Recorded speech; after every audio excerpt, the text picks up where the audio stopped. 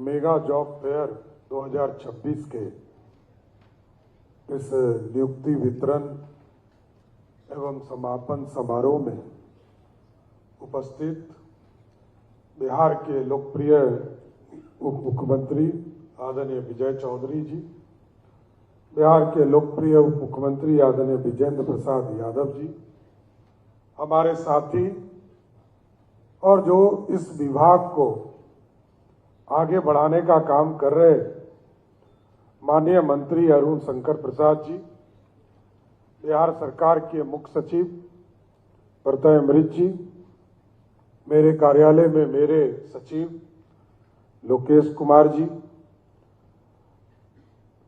युवा रोजगार विभाग के सचिव कौशल किशोर जी, नवदीप शुक्ला जी, रंजीत कुमार जी, अन्य साथीगण, यहाँ पर उपस्थित तमाम हमारे नौजवान साथीगण, सभी अतिथिगण और विशेष तौर पर जिनको आज नियुक्ति पत्र मिला और जिन्होंने नियुक्ति पत्र दिया, इन दोनों को मैं विशेष तौर पर बधाई और शुभकामना देता हूं। और जैसा कि हमें बताया गया कि लगभग 20,000 से अधिक लोगों को यहां रोजगार उपलब्ध कराने में इस मेगा रोजगार मेला जो लगाया गया, इसमें 20,000 से लोगों को अधिक लोगों को रोजगार देने का काम किया। मैं सभी को इस विभाग के तरफ से, बिहार सरकार के तरफ से सबको बधाई शुभकामना देता हूं कि आपके जीवन में बदलाव आने का रास्ता का केंद्र खोल सके। और जैसा कि बताया गया कि कई चीजों का आज उद्घाटन हुआ, क्योंकि जिले में अभी तक हम लोग प्रदेश स्तर पर, राजकीय स्तर पर हम लोग इस कार्यक्रम का करते थे, नियोजन मेला करते थे, फिर प्रमंडलीय स्तर पर करते थे। और जैसा कि हमारे सचिव ने बताया कि पूरे बिहार के सभी जिले में हम लोगों ने तय किया है कि नियोजन मेला के लिए, नियोजन करने के लिए सभी जिले में इसकी व्यवस्था की जाएगी और अगले साल से प्रत्येक जिले में इस तरह का नियोजन मेला लगाकर वहीं पर लोगों को रोजगार देने का काम किया जाएगा। यहां आने की जरूरत नहीं पड़ेगी। और जैसे पिछले 4 दिनों में 19 तारीख को, 20 तारीख को, 21 तारीख को, 22 तारीख को लगभग 16,000 से अधिक लोगों को रोजगार दिए गए और कई महत्वपूर्ण उद्योगपतियों के द्वारा बिहार में जो उद्योग लगाए भी जा रहे हैं, उसके बारे में भी कई चीजों की चर्चा हुई कि उनके लिए भी तमाम चीजों का शुरुआत करने का काम किया जा रहा है साथियों। और ये सबसे गौरव का विषय है कि हमारे लिए कि स्किल्ड होकर हमारे बच्चे बाहर भी जा रहे हैं। लेकिन मेरा मानना है कि अब वो उचित समय आ गया है जब हमारे लोग बिहार में रहना शुरू करें। और इसलिए मैंने कहा बिहार में रहना शुरू करें, क्योंकि जो अच्छे करने जा रहे हैं उनको तो जाना ही चाहिए, क्योंकि वो बिहार की प्रतिभा को बाहर बताने का काम करें। लेकिन कुछ लोग जो मजदूरी करने जाते हैं या अपने जीवन यापन के लिए जा रहे हैं, तो वैसे लोगों के लिए हम लोगों ने तय किया है कि 1 करोड़ सरकारी नौकरी और रोजगार अगले 5 वर्षों में बिहार की धरती पर देने का काम हमारी सरकार करेगा। और इसलिए कई लोग पूछते हैं कि 1 करोड़ लोग को देंगे कैसे। तो पिछली बार 2020 में तत्कालीन मुख्यमंत्री नीतीश कुमार जी ने घोषणा किया था कि 10 लाख सरकारी नौकरी और 10 लाख रोजगार देंगे। लेकिन हम लोगों ने जब काम शुरू किया साथ, हम लोग को गर्व भी होता है कि उस बिहार को हम लोगों ने देखा था। यहाँ विजेंद्र बाबू बैठे हैं, आदरणीय विजय चौधरी जी बैठे हैं, याद कीजिए उन दिनों को भी मैं स्वयं, ये लोग तो बहुत पहले सदन में आ गए थे, विजय बाबू 82 में सदन में आ गए, विजेंद्र बाबू 90 में सदन में आ गए, मैं 99 में आया।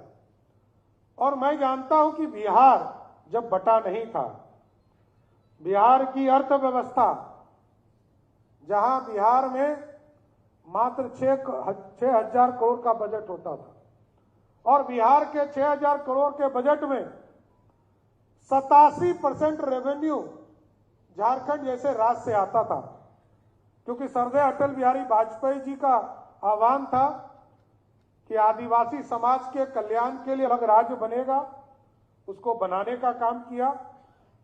और उसके पहले याद कीजिए टाटा भी यहीं था, बोकारो भी यहीं था, माइंस का पूरा रॉयल्टी भी इसी राज्य को मिलता था और लगभग 2/3 हिस्सा सिर्फ रॉयल्टी से आ जाता था। सरकार को टैक्स की चिंता नहीं करनी पड़ती थी। और बिहार क्योंकि कुछ नया उस दौर में नहीं होता था, लेकिन बिहार बदला। 2005 में आदरणीय तत्कालीन मुख्यमंत्री नीतीश कुमार जी, तत्कालीन वित्त मंत्री सरदेय सुशील मोदी जी ने बिहार को व्यवस्थित करना शुरू किया। आदरणीय प्रधानमंत्री नरेंद्र मोदी जी 2014 में आए और विकसित भारत की कल्पना को लेकर जमीन पर उतरना शुरू किया साथ। और जब दोनों मिल गए तो डबल इंजन की सरकार बनकर 2020 में 10 लाख सरकारी नौकरी और 10 लाख रोजगार के जगह पर हमें गर्व है कि 2025 में जब हम ये घोषणा कर रहे थे कि हम 1 करोड़ लोगों को सरकारी नौकरी रोजगार देंगे, तो इसके पहले जो प्रेरणा मिली, 10 लाख सरकारी नौकरी का घोषणा था, लगभग 11.5 लाख लोगों को सरकारी नौकरी दी गई और लगभग 51 लाख लोगों को रोजगार देने का काम बिहार की सरकार ने किया। इसलिए हमें पूर्ण भरोसा है कि इस बार 1 करोड़ का लक्ष्य हम छुएंगे और 1 करोड़ का लक्ष्य छूने के लिए तेज गति से विकास करना पड़ेगा, क्योंकि अभी तक बजट के प्रावधान के हिसाब से हम चीजों की स्थापना करते थे, चाहे वो इंफ्रास्ट्रक्चर हो, चाहे वो स्किल डेवलपमेंट का काम हो, कई चीजों के काम में हम सरकार के ऊपर ही निर्भर होते थे। लेकिन अब हम लोगों ने तय किया है पीपीपी मोड पर भी जाएंगे। अभी हम वर्ल्ड ट्रेड सेंटर, हम लोगों ने आग्रह किया है भारत सरकार से और एनबीसीसी को इसके लिए चुना भी है कि हम पटना के अंदर दुनिया के लोगों को बुलाकर पटना में वर्ल्ड ट्रेड सेंटर बनाएंगे और वहीं पर लोगों का रोजगार का रास्ता खुलेगा सर, क्योंकि लाखों लोगों को रोजगार भी देना है और उनकी समृद्धि का रास्ता भी खोलना है। बिहार के इंफ्रास्ट्रक्चर के काम को भी बढ़ाना। अभी आप देख रहे होंगे यहां पर मैरीन ड्राइव बना है, 1970 में मैरीन ड्राइव मुंबई ने बना लिया। आदरणीय नीतीश कुमार जी ने 2013 में इसकी शुरुआत की और 2025 में इसका पूरा हुआ, क्योंकि हम अपने संसाधन से इसको पूरा करने का काम कर रहे हैं।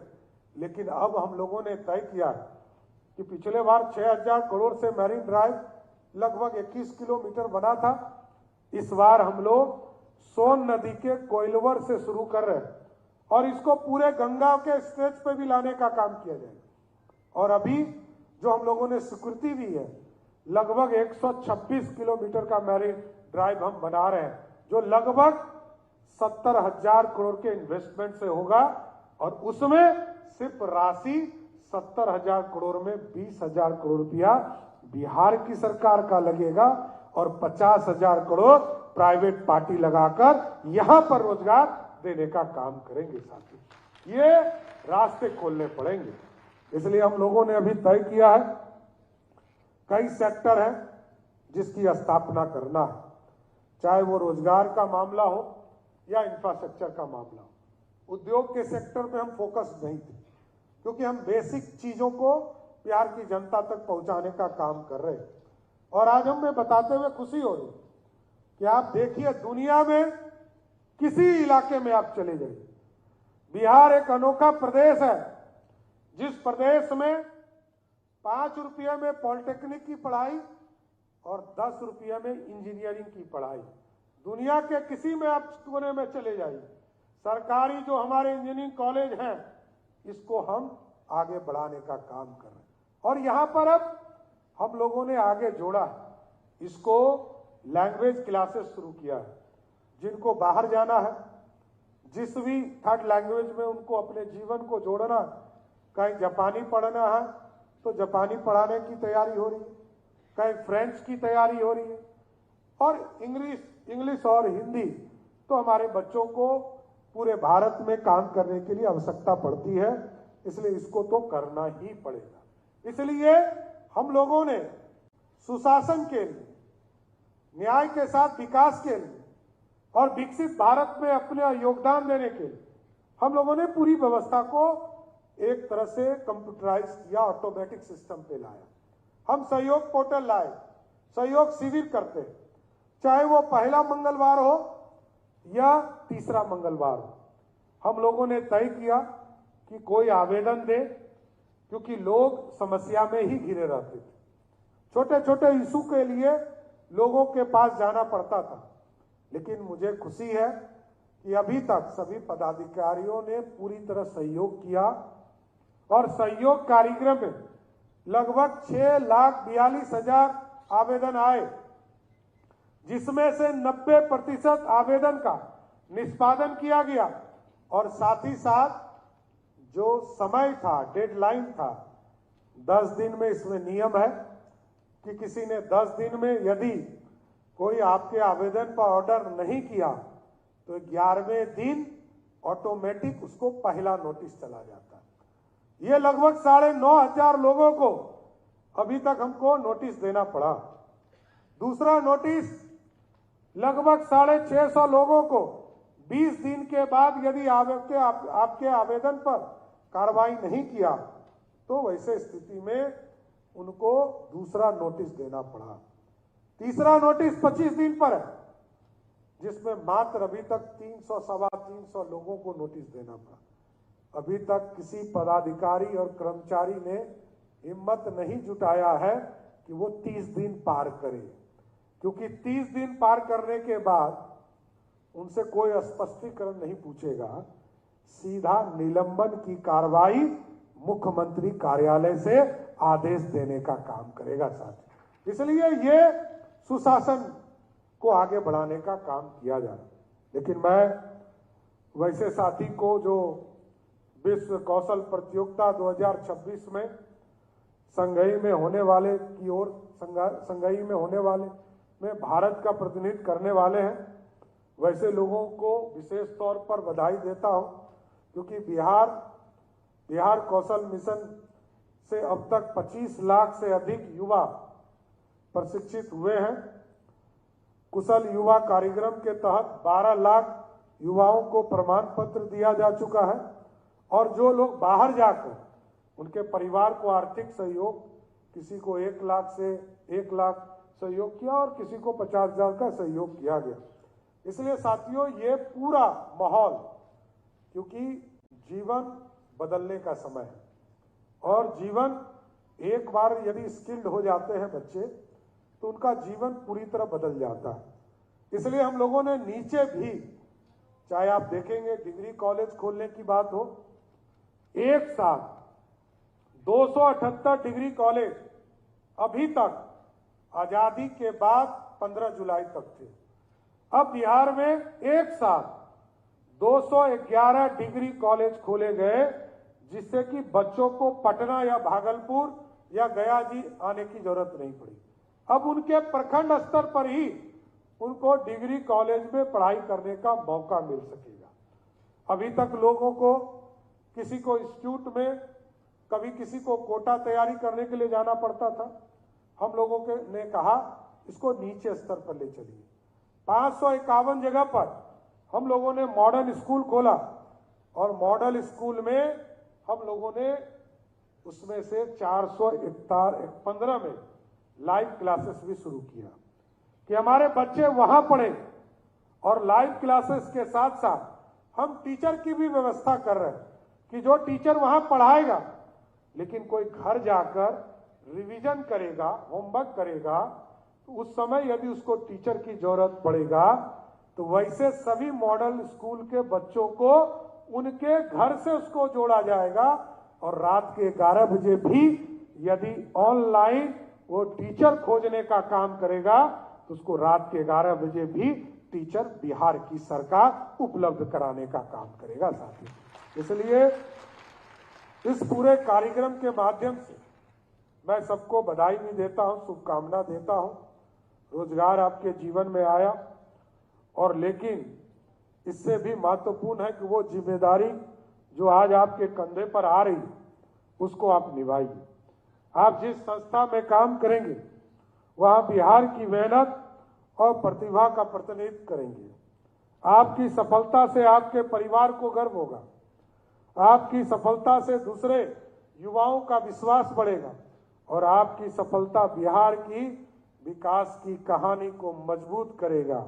इसलिए आइए हम सब लोग, सभी नौजवान जिनको आज नौकरी मिला है, वो प्रेरणा दे दूसरे नौजवानों को कि आप अपने जीवन में खुशहाली यदि चाहते हैं, स्किल्ड भी हो, कौशल युक्त हो और अपने जीवन को बदलने का काम करें। सीखना सब दिन पड़ेगा, किसी भी उम्र में आइए आपको सीखना पड़ेगा। आप देखिए आज से 25 साल पहले लोग ये आंदोलन चलाते थे कि कंप्यूटर आएगा तो हमारे लोगों की नौकरी चली जाएगी। आज जीवन बदला, एक एक लोगों को कंप्यूटर सीखने की आवश्यकता पड़ गई, इंटरनेट आने का जरूरत पड़ गया।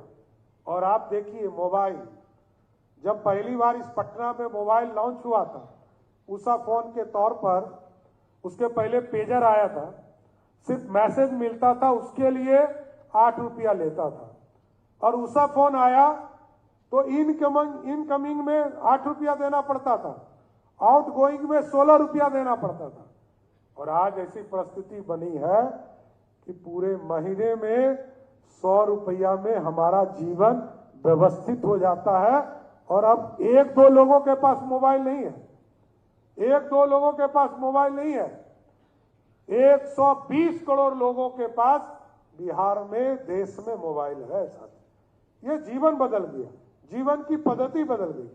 पहले फेसबुक आया, इंटरनेट आया, ट्विटर आया, इंस्टाग्राम आया, अब तो एआई का जमाना आ गया। कोई यदि अमेरिका में आपके बारे में बोल रहा है और यदि एआई से आप जानना चाहते हैं तो तुरंत आपको बता देगा कि आपके बारे में अमेरिका में क्या चिंता कर रहा है, इंग्लैंड में कौन चिंता कर रहा है। इसलिए मैंने कहा कि सबको लगातार अपने जीवन में कौशल का काम करना पड़ेगा और जितने स्किल्ड होंगे उतना आगे बढ़ते रहेंगे। हर व्यक्ति के भीतर क्षमता है, हर व्यक्ति सम्मान के साथ जीना चाहता है, हर व्यक्ति अपने परिवार के लिए योगदान देना चाहता है। इसलिए हम तमाम बिहार के साथियों से, युवाओं से यही आग्रह करेंगे कि बिहार को बदलने में जो गौरवशाली इतिहास रहा हमारा, यही बिहार था जिसको मगध के रूप में जाने जाते थे, यही पटना था जिसको हम पाटलिपुत्रा के तौर पर जाने जाते थे। और गौरवशाली इतिहास दिया इसने स्वर्णिम काल दिया। आजादी जरूर हमें 47 में मिली, आज से 2000 वर्ष पहले हम पूरी तरह विकसित भी थे, समृद्ध भी थे। हम दुनिया को रास्ता दिखाते। नालंदा यूनिवर्सिटी यही था, विक्रमशिला यूनिवर्सिटी यही था। और सोने की चिड़िया कहने वाला देश जब कहलाया था तब भी इसी पाटलिपुत्रा की धरती से राज किया जा रहा था। इसलिए उस गौरवशाली इतिहास को लौटाना है। हम तमाम युवा पीढ़ी से, तमाम नौजवानों से, छात्र छात्राओं से और जो कंपनी यहाँ आई उनको भी विशेष तौर पर बधाई देते हैं कि आप हमारे नौजवान साथियों को अपने साथ जोड़ने का काम कर रहे हैं। बिहार विकसित होगा, बिहार समृद्ध होगा, तभी भारत समृद्ध होगा। और भारत समृद्ध होगा तो नरेंद्र मोदी जी ने जो सपना देखा कि 2047 में विकसित भारत और नीतीश कुमार जी के समृद्ध बिहार का सपना पूरा होगा और बिहार वालों के सपने को साकार किया जाएगा। इसलिए तमाम युवा मिलकर हम इस सपने को साकार करें। फिर से एक बार आप तमाम नौजवान साथियों को, लगभग 20,000 से अधिक जिनको नौकरी मिली, सभी लोगों को बधाई देते हुए, शुभकामना देते हुए अपनी बातों को विराम देता हूं। बहुत बहुत